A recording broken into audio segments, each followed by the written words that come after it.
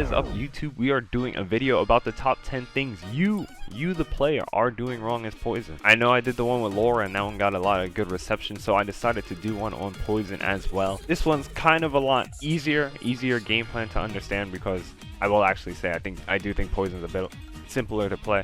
But let's get started.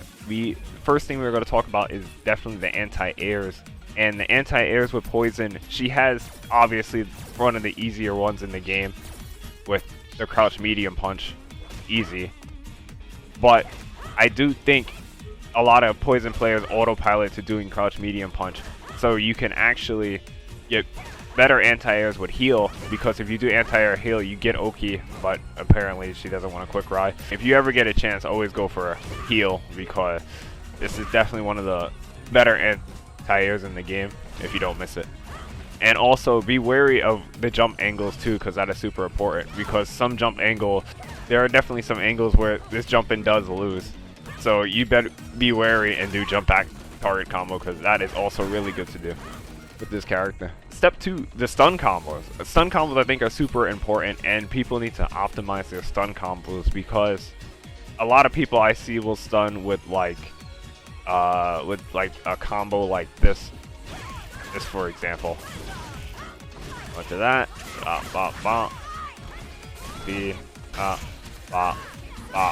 And get like not as much damage here, when you could be doing a better stun combo like this, because this is more optimal and it will bypass because there's less hits in the combo. So you can do something like this. That'll net you way more damage opposed to the force combo. So always remember, if you can get a stun, the best move to stun with Poison is always the heavy heal, because this move does mad damage for some reason and mad stun. Also, another good move to stun with is always the heavy raid. So another good stun combo would be to do this.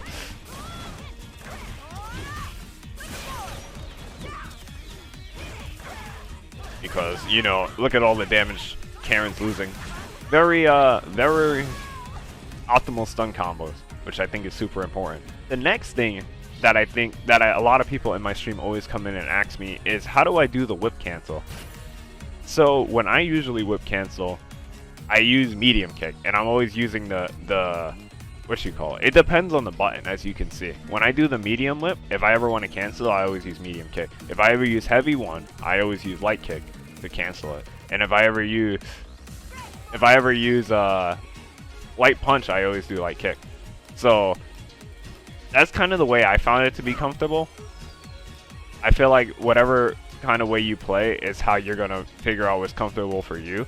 I think the whip cancels are super important, because the whip cancels give you the mind game of what whip I'm holding for the other player. So the Karen player might try to jump in on you, so you can always do this and whip cancel to get the anti-air, which I think is super important. Now heal won't work here, and if you ever whip cancel like this to anti-air, you should always just default across medium punch if you're fast enough.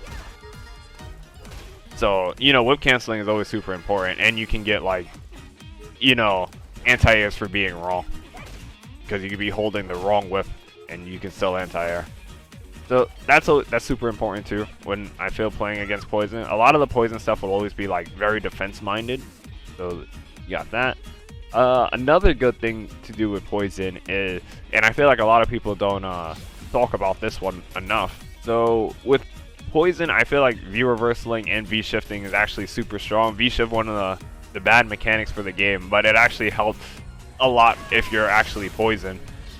So one good thing to do here is you can always V reversal that, no free pressure. Poison doesn't really need her V trigger, so it's always good to get rid of like unnecessary like plus frames you have to take. So V reversaling is always strong.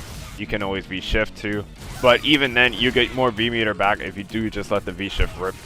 So V shifting, V reversaling, not letting your opponent get free pressure on you is always super important, because Poison's probably winning neutral against like 90% of the cast, unless you're playing against like Sim or Balrog. So keeping the pressure off of you is always super important, I feel like, too. This one's super important. How do I start this? Here. Here is where poison is the worst. Here it's terrible. Everything about this sucks. So you don't want to be in the corner, ever. Poison has a lot of ways to get out of the corner. If you're ever getting pressured in the corner, just find any way to get out of the corner. One of the easiest ways to escape the corner is this. So if your opponent ever jumps at you, I assume you have V-Skill 2 on, you can always just do crouch medium punch V-Skill out the corner. Easy. Easy way to avoid the corner. Now you have pressure and they're in the corner. Being in the corner in Street Fighter 5 is probably the worst thing you want to do. Another easy way for Poison to escape the corner, she has an easy side switch combo with her V-trigger. So you can always do crouch medium punch, Molotov, side switch, boom. She has a lot of good side switches. Another good side switch is you can even just buffer light kick, Molotov, side switch, boom. She has all these side switch combos, which is like pretty broken because of V-Skill 2. Or if you want to be super gimmicky and just really want to get out of the corner, you can always just do, and people might miss the punish on this. Actually, I forgot to even talk about the most simple way to get out of the corner. Just jump. Jump out the corner. Easy. That's another easy way. And the last way to get out of the corner, which is very risky though, you can just do sweep into V-Skill. That's insanely punishable, but the person might miss their punish, which I can show up here. Yeah, so this happens more frequently than people like to admit, but you can just do sweep and then probably punish Lore for trying to punish your your V-Skill. This one is super gimmicky. There's easy ways to punish this, but this is also like a trick that people will definitely not see coming the first time around. So yeah, there's definitely, she has many ways to get out of the corner. I never actually do stand heavy kick into V-Skill. I usually do that into V-Skill. But stand heavy kick also works pretty well too. Step number 6. Another thing that has to deal with the corner is don't use EX heart rate in the corner. So this also stems from the don't be cornered in the first place situation. Any good player, any smart good player, now don't just because you don't do it doesn't mean you're not a good player. But any really good player, if you do EX heart rate in the corner and you're playing against like 90% of the cap, this will probably happen to you. So you never want to do that because you're giving your opponent pressure, you're wasting meter, and you're basically giving your opponent a free knockdown. Now you can do that, but this is insanely risky and it doesn't work half the time anyway. Plus it only works on like preemptive V reversal. But don't do this because you're always going to get V reversal and you can't really stop it either. You're just going to end up getting knocked down in the corner, and then you got a gap between throw or So this stems from number 5, where it's don't be in the corner. Being in the corner, don't use EX heart rate in the corner. You just got to get V reversal down, and then you got to block, and then you're going to lose. The 7th thing, rule number 7, which you should do, is optimize punishes. People actually don't do this that well, but I have a lot of combos with poison that will make deter a lot of people from like just doing anything. So one of my favorite things to do is I see my opponent jump and I'll activate V trigger and do this. This is one of my favorite things to do. It's to scare people from jumping. And they take basically like 450 damage for jumping. And it gets people really to stop jumping. Another good punish is to do this. If you don't have 3 bars. That is 340 damage for somebody jumping at you. Yeah, that's 340 damage for somebody jumping at you. If I stop dropping this combo. So you want to get people to be scared to approach you. Another good thing to do is this. So if somebody's like just, I don't know, like dashing at you. Actually, I should probably neutral jump. So another thing, if your opponent just likes dashing at you or whatever, don't drop combo like me.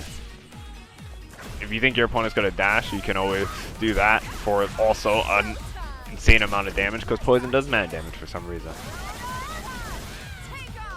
That's like close to 500 just for stopping a dash. So be very mindful of like trying to stop your opponents from advancing on you or making them want to stop jumping.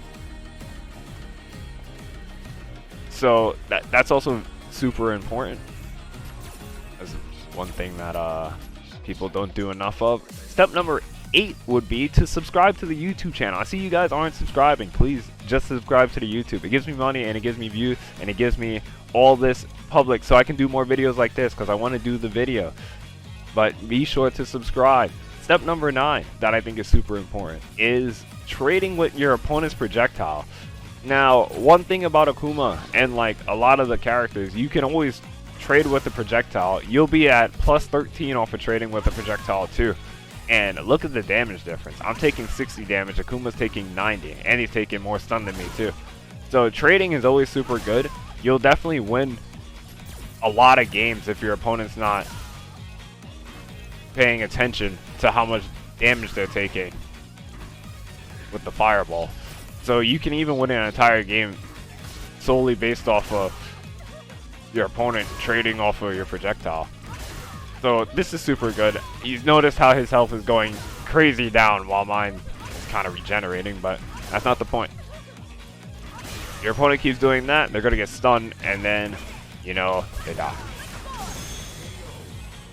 But yeah, trading with your opponent's fireballs and like whatever moves they're doing, be very mindful of that, which leads into the last thing, the last important detail. Manage your opponent's resources.